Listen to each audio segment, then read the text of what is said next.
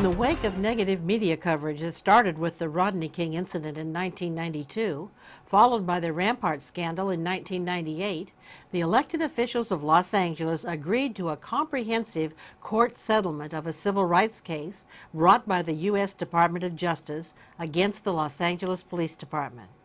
This settlement agreement is referred to as the LAPD Federal Consent Decree.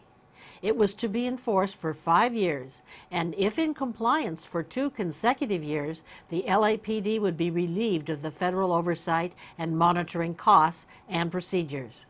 As of this year, that period is up. We asked Chief Bratton, how is the department doing? Well, we will in June complete the 5 years of the original consent decree. It's quite likely that the judge will issue an order that the decree will continue. Former Los Angeles Police Captain Ken Hillman is incensed about this situation. If the political will in this city was we don't want to be in a consent decree, District Attorney Cooley said he could have us out in 30 days. But it would take the mayor and everybody else to say, we don't want this anymore. And the city council to step forward and say, you know what, enough's enough. We've done enough. I think we've got control over this. We've made significant strides. It's costing us and the citizens too much at this point. It's time to get cops back out doing the work. We know now that you're following up on everything, you're paying attention, and you're dotting the I's and crossing the T's. It's time to get on. I think that we would be out in 30 days. We'd be out of this. We asked Chief Bratton what is preventing the department from being in compliance with the federal consent decree. An area that is central and critical to the consent decree is the computer systems. We call it Teams 2. That's our risk management computer system. We had Teams 1 at the beginning of consent decree, and Teams 2 is the modernization of it. That has proven to be a much more complicated and complex computer design and implementation than was originally intended or anticipated. So there is no likelihood of meeting the consent decree requirement at the end of the 5 years. So let's take this computer, for example, Teams 2, that this is the pie in the sky dream machine that everybody wants to be able to push one button and instantaneously get all information about the officer, all of his complaint history, racial profiling, you name it. They want this one-stop button. Actually, all that information is already available, but you may have to go through 2 or 3 different sources to get all that information. But they want everything done into one program, so at the push of a button, people have the complete history on an officer. Well, this has never been implemented in any other city in the United States or the world.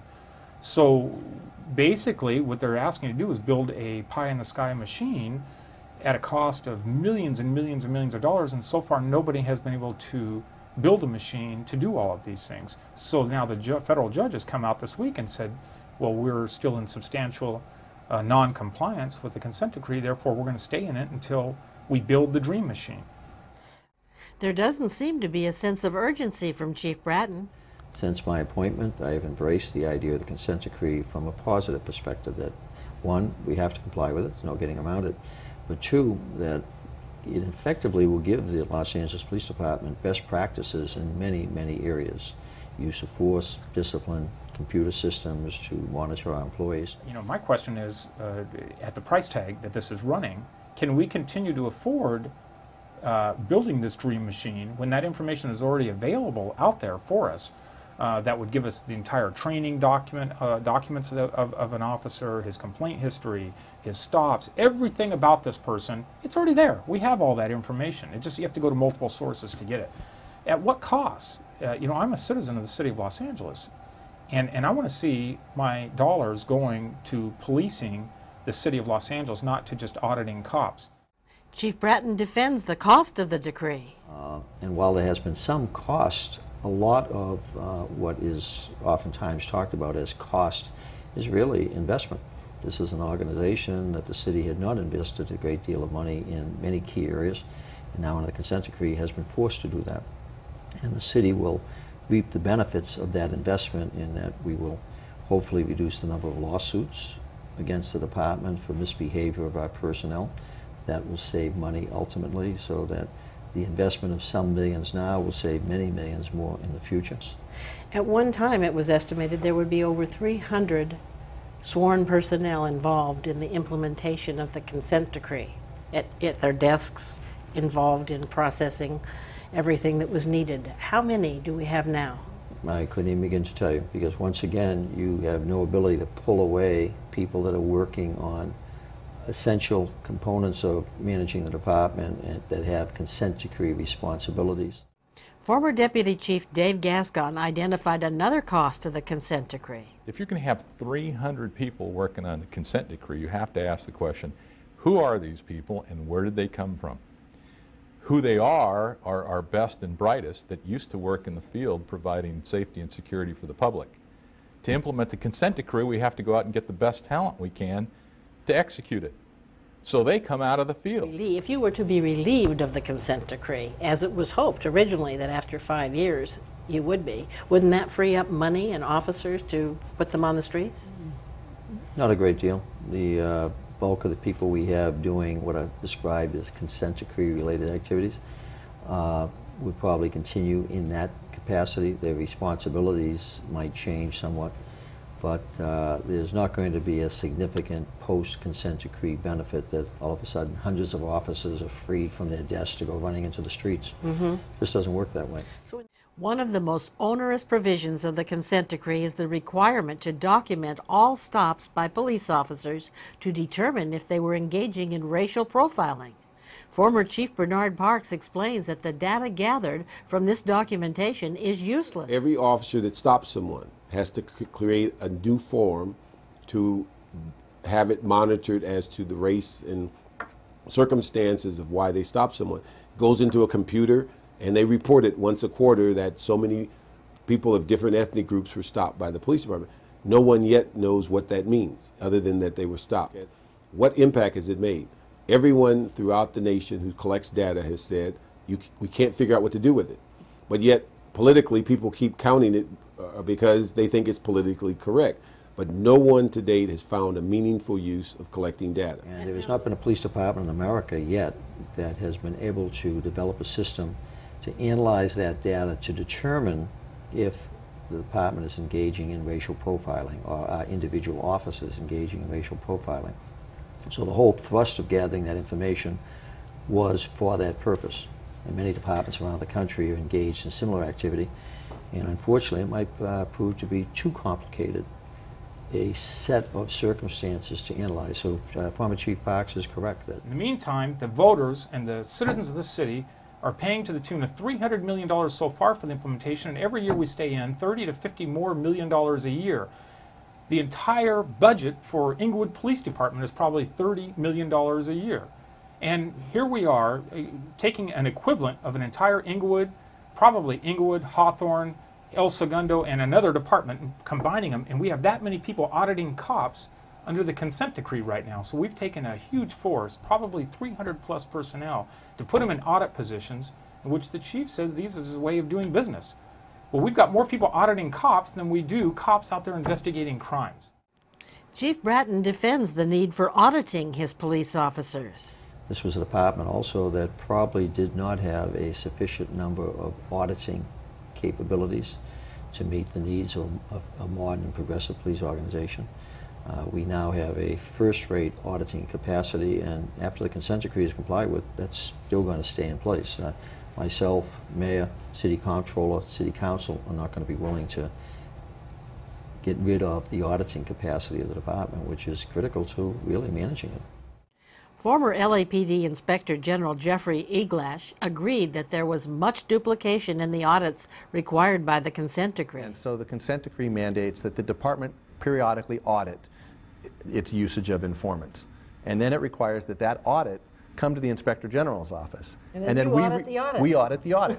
And then our report goes to the Police Commission and the Independent Monitor. And they basically review our review. They review not only the underlying audit, but they review our review of the audit. So there are a lot of redundancies built into the system. Is there any consequence from any of the audits that are being performed? Well, no, most of the time it's bearing out that the officers were acting in good faith. We're seeing, especially on this racial profiling, as was mentioned before, it's very hard to sift through the data, especially if you took a male white officer and put him in South Los Angeles, and he's working in an area that may be predominantly African American or Hispanic nationality, he's going to be stopping mostly Hispanics and African Americans. But, you know, vice versa. If you take a black officer and put him over in West LA, you know, most of his stops are probably going to be, you know, Caucasians. And you told us 4 years ago that you estimated that the cost was going to be in the hundreds of millions of dollars for 5 years. What is it looking like now?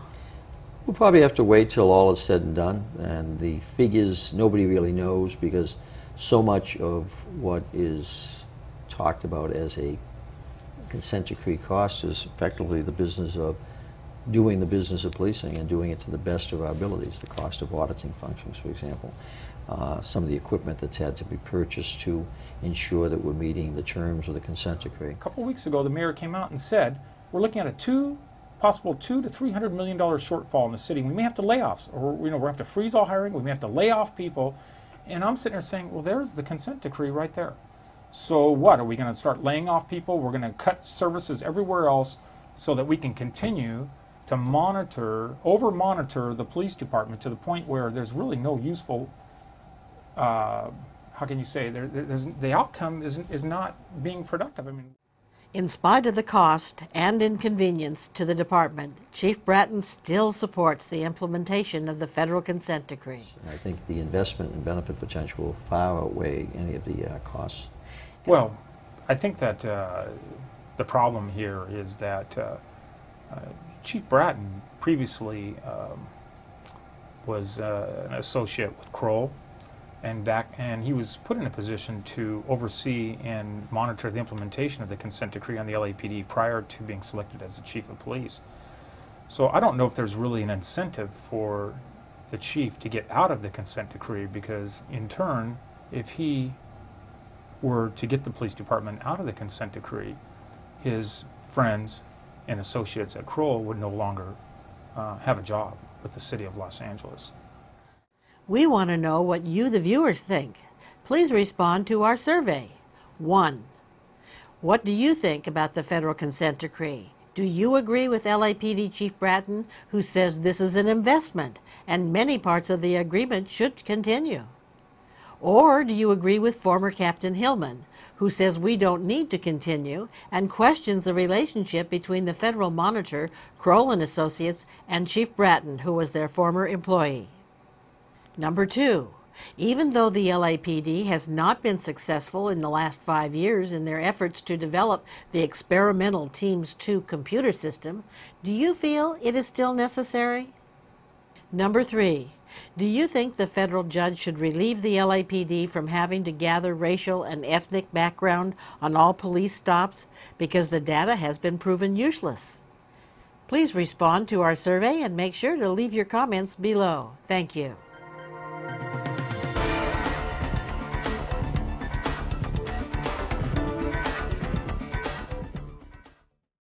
As you can see, full disclosure is not in the business of distorting the news.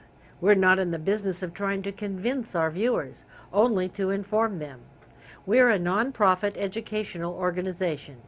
We provide the platform and the vehicle where you can hear the various perspectives. It's up to you, the viewers, to determine what is right and what is wrong.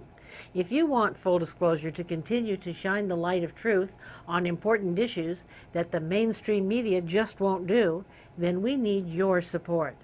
There are so many important issues facing our communities, our state, and our nation, and your tax-deductible contribution can help us get the word out to continue informing the public. You are invited to join the Friends of Full Disclosure. Your support will help assure that we can reach more and more people and improve the production quality of our programs. All you have to do is send us the much-needed support using PayPal. Just click on the link below and join at whatever level you can afford. Our goal is government accountability. When the people are informed on the issues, then the people in government must do what is right, because they know we're watching. Together we can make a difference, but we need your support to continue bringing you the news behind the news. Please contribute what you can. Thank you.